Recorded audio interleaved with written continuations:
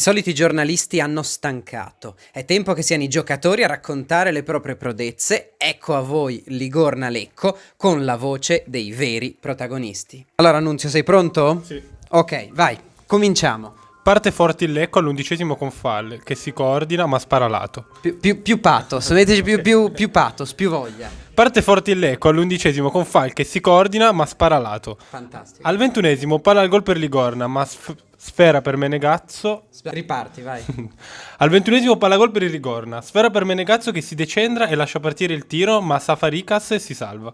Fantastico. Al 40° Draghetti tenta la prodezza dalla tre quarti, ma Bulgarelli vola ed è via in calcio d'angolo. Abbiamo fatto un cambio con Costantino Capotos, siamo pronti per proseguire con le azioni, vai. 43esimo, ancora tentativo da fuori. Poletto spara, ma Bulgarelli dice ancora no. Vogliamo il secondo tempo. Inizio super per il Ligorna, lancio per Menegazzo che si coordina e trova il colpo vincente. E questa è l'azione del gol, quindi ci vuole proprio un pathos Un po' di pazzesco, entusiasmo. un sacco di entusiasmo, vai. Vogliamo il secondo tempo. Inizio super per il Ligorna, lancio per Menegazzo che si coordina e trova il colpo vincente. Grande azione dei padroni di casa che trovano un gol davvero fondamentale per la corsa ai playoff. 71esimo, punizione velenosissima di Pedrocchi, ma Bulgarelli è attento a pare in due tempi. Ultimo cambio, siamo con Marco Silvestri. Marco, sei pronto? Le ultime 3 azioni fondamentali, mi raccomando, grande pathos, grande enfasi, vai. 79esimo, rischio Safarikas che tenta dribbling su Valenti che per poco non soffia la sfera al portiere.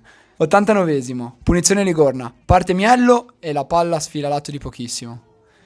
Nel recupero super occasione per il Lecco, ma Bulgarelli è ancora decisivo e salva il risultato. Poi, fischio finale e... 1-0 Ligorna e ora andiamo a vincere a Savona. E allora ora chiudiamo con Mirko Chiarabini. Mirko, il tuo commento finale alla partita. Ma una partita giocata direi bene da tutte e due le squadre, ci trovavamo davanti una squadra fortissima sotto tutti i punti di vista con anche tanti tifosi al seguito, quindi direi che ci sembrava quasi di giocare in trasferta, però abbiamo fatto una grossa partita, siamo tornati a fare una delle nostre partite diciamo migliori sotto il punto di vista sia del non possesso palla che del possesso, abbiamo fatto qualcosa di importante. Ma quante sportellate avete fatto, tu e Valenti?